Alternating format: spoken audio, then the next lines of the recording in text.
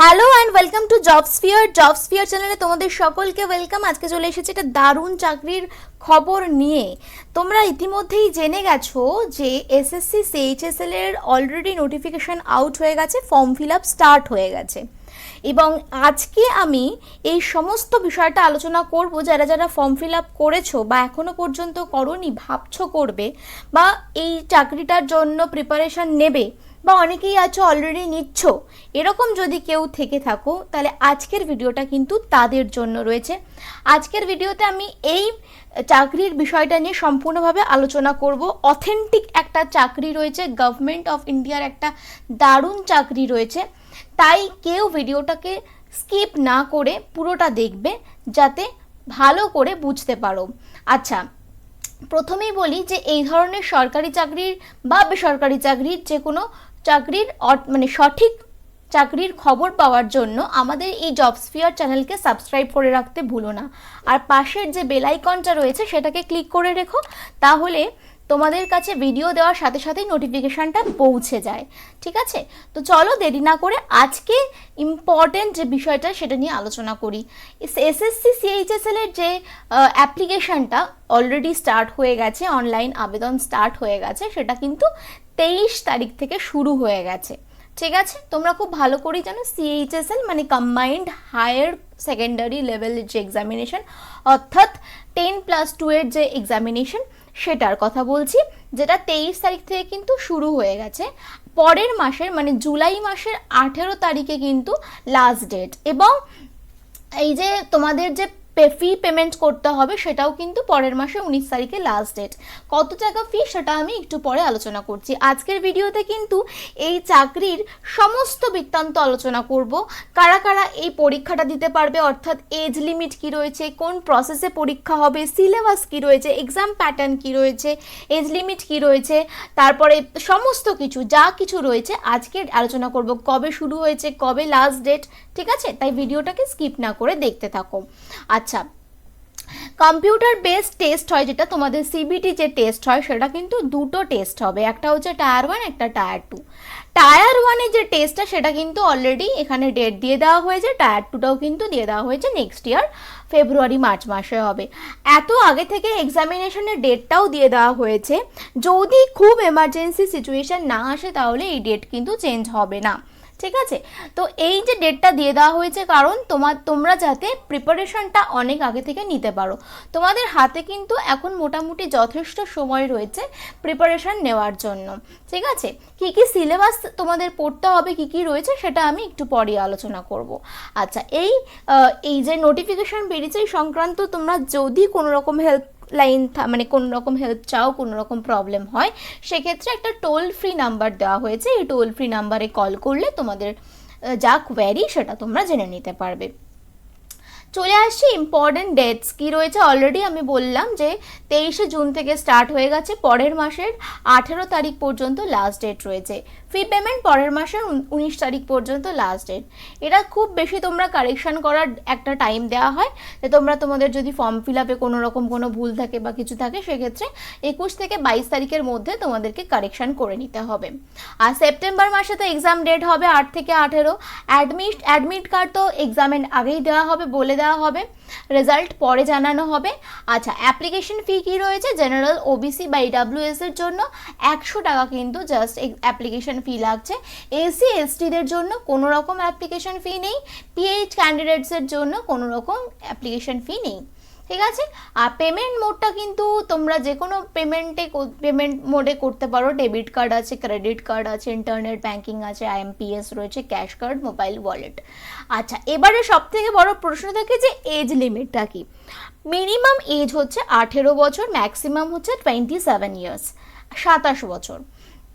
But এখানে কিন্তু age relaxation অবশ্যই থাকবে। তোমরা এটা আশা করি বলতে হবে না যে এজ রিল্যাক্সেশন এসসি এসটিদের জন্য যে এজ রিল্যাক্সেশন থাকে সেটা অবশ্যই তোমরা কিন্তু পাবে, যে রুলস অ্যান্ড রেগুলেশনস এসএসসি দিচ্ছে সেই অনুযায়ী। টোটাল পোস্ট কিন্তু 3131টা পোস্ট রয়েছে, 3131, 3131টা পোস্ট মানে অনেক কটা পোস্ট কিন্তু তোমাদের জন্য দারুণ সুযোগ রয়েছে। আচ্ছা, পোস্ট নেম যেটা এসএসসি সিএইচএসএল এর বিভিন্ন পোস্টে নিয়োগ হচ্ছে, মানে এলডিসি, পিএসএসএ, ডিইও। এবারে এর ক্রাইটেরিয়াটা কি রয়েছে, অবশ্যই একজন ক্যান্ডিডেটকে 12 পাস হতে হবে, ঠিক আছে, আর একটা রিকগনাইজ বোর্ড থেকে হতে হবে, তাহলেই তুমি এই পরীক্ষাটায় বসতে পারবে। মানে খুব আলাদা কোনো রকম কোনো কিছু তোমাদের কিন্তু প্রয়োজন হচ্ছে না। আর ডিইও পোস্টের জন্য কিন্তু 12th স্ট্যান্ডার্ড সায়েন্স স্ট্রিমে হতে হবে, উইথ ম্যাথামেটিক্স থাকতে হবে, অবশ্যই করে একটা রিকগনাইজ বোর্ড থেকে পাস হতে হবে, ঠিক আছে। তাহলে এটা হচ্ছে ডিও পোস্টের জন্য। এলডিসি পোস্টের জন্য কিন্তু আলাদা কোনো রকম এলিজিবিলিটি ক্রাইটেরিয়া নেই, ঠিক আছে। আচ্ছা, এবার হচ্ছে কী কী ডকুমেন্টস তোমাদেরকে লাগবে যখন তোমরা ফর্মটা ফিল আপ করবে। তোমাদের অবশ্যই এগুলো ক্যারি করে, মানে যখন তোমরা ফর্ম ফিল আপটা করবে তখন তোমাদের যাতে অনেক সময় সার্ভারের প্রবলেম হয়, সেই কারণে সমস্ত কিছু তোমাদের হাতের সামনে রাখবে যখন তোমরা ফর্মটা ফিল আপ করবে। ফটো লাগবে, সিগনেচার লাগবে, ফটো অবশ্যই করে একটা পাসপোর্ট সাইজ কালার্ড ফটো লাগবে, ঠিক আছে। আর ব্যাকগ্রাউন্ডটা হতে হবে হোয়াইট বা লাইট কালারের ব্যাকগ্রাউন্ড, কোনো রকম ডার্ক কালারের ব্যাকগ্রাউন্ড কিন্তু চলবে না। সিগনেচার হতে হবে অবশ্যই করে কোনো ব্ল্যাক বা ব্লু পেন দিয়ে ক্লিয়ার সিগনেচার থাকতে হবে। তোমার যে এডুকেশনাল যে সার্টিফিকেট রয়েছে সেই সার্টিফিকেট থাকতে হবে অবশ্যই করে, 10+2 এর যে সার্টিফিকেট রয়েছে সেই সার্টিফিকেট তোমাদের কিন্তু থাকতে হবে, ঠিক আছে। এছাড়াও যদি তোমাদের কোনো কম্পিউটারের কোনো এক্সট্রা সার্টিফিকেট থাকে সেটাও তোমরা নিজেদের কাছে রাখতে পারো, কখনো প্রয়োজন হলে নেসেসারি হতে পারে, ঠিক আছে। আর কাস্ট সার্টিফিকেট, যারা কাস্টের মধ্যে পড়ছো তাদের অবশ্যই করে কাস্ট সার্টিফিকেট লাগবে, আধার কার্ড লাগবে, আইডি প্রুফ তো অবশ্যই ম্যান্ডেটরি। আচ্ছা, ডমিসাইল সার্টিফিকেট লাগবে, যেখানে তোমরা থাকো সেই residence, income certificate, and EWS ক্যাটাগরির জন্য এই যে ফর ক্যান্ডিডেটস অ্যাপ্লাইং, এটা কিন্তু ইডাব্লিউএস ক্যাটাগরির জন্য লাগছে। আদার সার্টিফিকেট যেগুলো ওখানে বলবে সেভাবে তোমাদেরকে দিতে হবে, স্পেশাল ক্যাটাগরি থেকে যারা রয়েছে তাদের জন্য। আদারওয়াইজ এইগুলো থাকলেই এনাফ। আচ্ছা, ভ্যাকেন্সি তো তোমাদেরকে বলে দিলাম যে কি ভ্যাকেন্সি। দেখো এখানে কিন্তু আমি একটা মানে আইডিয়া করে দিয়েছি যে কোন সালে কোন ভ্যাকেন্সি ছিল, সেই অনুযায়ী তোমরা 2018 থেকে স্টার্ট হয়েছে, 2025-এ এসে কিন্তু দেখতে পাচ্ছ 3131টা ভ্যাকেন্সি রয়েছে। কখনো কম, কখনো বেশি, কখনো এরকম হয়েছে, কিন্তু এবছরের ভ্যাকেন্সিটা কিন্তু ভালোই ভ্যাকেন্সি রয়েছে, ঠিক আছে। চলো এবার অ্যাপ্লিকেশন ফি তো তোমাদেরকে বলে দিয়েছি, এক্সাম প্যাটার্নটা তোমাদেরকে জানিয়ে দিই। এক্সাম প্যাটার্ন হচ্ছে 2 ধরনের প্যাটার্নে তোমাদের এক্সামটা হচ্ছে। একটা হচ্ছে অবজেক্টিভ মাল্টিপল চয়েস থাকছে, যেটা পুরোটাই কম্পিউটার বেসড, অনলাইনে হবে। ফার্স্ট টায়ার 1 হওয়ার পর টায়ার 2 হচ্ছে, টায়ার 2তেও কিন্তু অবজেক্টিভ মাল্টিপল চয়েস কোয়েশ্চেন্স থাকছে, আর স্কিল টেস্ট থাকছে, টাইপিং টেস্টটা কিন্তু খুব ইম্পর্টেন্ট, ঠিক আছে। এগুলো কিন্তু এই দুটো টায়ার 1 টায়ার 2তে কিন্তু পরীক্ষাটা হচ্ছে, এটাও কিন্তু কম্পিউটার বেসড হচ্ছে। আচ্ছা, এবারে বলি যে কোন কোন সাবজেক্ট তোমাদের এই পরীক্ষার জন্য লাগছে। প্রথমেই হচ্ছে জিএ লাগছে, ঠিক আছে, জিএ লাগছে, মানে 25 নাম্বার করে থাকছে। কত নাম্বার? 50 মার্কসের, মানে একটা মার্কসে 2 নাম্বার করে রয়েছে। আচ্ছা, কোয়ান্টিটেটিভ অ্যাপটিটিউড রয়েছে, অ্যারিথমেটিক থাকছে যেখানে 25 নাম্বার, এখানেও সেম। আর ইংলিশ থাকছে হচ্ছে বেসিক ইংলিশ। তোমাদের এই পরীক্ষাটার জন্য বেসিক ইংলিশ দরকার হয়, খুব হায়ার লেভেলের ইংলিশ দরকার হয় না, তো বেসিক নলেজ থাকলেই হবে। তার জন্য 25 কোয়েশ্চেন্স অ্যান্ড 50 মার্কসের থাকছে, তাহলে 100টা কোয়েশ্চেন 200 মার্কসের, মানে টোটাল কোয়েশ্চেন হচ্ছে 100টা, একটা কোয়েশ্চেনে 2 মার্কস করে থাকছে। টোটাল পরীক্ষা হচ্ছে 200 নাম্বারের, এবং সময় দেওয়া হচ্ছে 60 মিনিটস, ঠিক আছে, সময় দেওয়া হচ্ছে 60 মিনিটস। আচ্ছা, এইখানে বলে দিই সিলেবাস, এইটা নিয়ে তো সবারই কম বেশি কনফিউশন থাকে যে সিলেবাসটা কি থাকবে, পরীক্ষার সিলেবাসটা কি থাকবে। ইংলিশ ল্যাঙ্গুয়েজ, ইংলিশ তো থাকছেই, জেনারেল জিআই থাকছে, এই 4টে বিষয় থাকছে। ইংলিশের মধ্যে তোমাদের স্পট দ্য এরার, কোথায় ভুল আছে সেই জায়গাটা স্পট করে ঠিক করতে হবে। ফিল ইন দ্য ব্ল্যাঙ্কস থাকছে, সিনোনিমস থাকছে, অ্যান্টোনিমস থাকছে, স্পেলিং মিসস্পেলড এগুলো থাকছে, ফ্রেজ ইডিয়ামস থাকছে, ওয়ান ওয়ার্ড সাবস্টিটিউশন থাকছে, এইগুলো একদমই বেসিক ইংলিশ, এগুলো আমরা সবাই স্কুল লেভেলে পড়ে থাকি, ঠিক আছে, ইমপ্রুভমেন্ট অফ সেন্টেন্স, ঠিক সঠিক সেন্টেন্সটা করা, অ্যাক্টিভ ভয়েস, প্যাসিভ ভয়েস করা, ঠিক আছে, ডিরেক্ট ইনডিরেক্ট ন্যারেশন করা, এগুলো সমস্ত কিন্তু আমরা ভয়েস ন্যারেশন এগুলো আমাদের স্কুল লেভেলেই আমরা পড়ে থাকি। তো এগুলো জাস্ট একটু বেসিক ইংলিশ একদম তোমাদের প্রয়োজন। জিআইতে কি লাগছে? জিআইতে লাগছে হচ্ছে দেখো এখানে যেগুলো টুকটাক বেশি কিছু লাগছে না, অ্যানালজি লাগছে, তারপরে সিম্বলিক অপারেশনস লাগছে, নাম্বার অ্যানালজি লাগছে, ফিগারাল অ্যানালজি খুব ভালো করে তোমাদেরকে দেখে যেতে হবে। ক্লাসিফিকেশন দেখতে হবে, ক্লাসিফিকেশন খুব ইম্পর্টেন্ট, ফোল্ডিং আনফোল্ডিং, ঠিক আছে, সিম্যান্টিক সিরিজ এগুলো কিন্তু একটু দেখতে হবে, নাম্বার সিরিজ, খুব ইজি এগুলো একদম বেসিক বলতে পারো জিআই, এগুলো কিন্তু একটু দেখে যেতে হবে।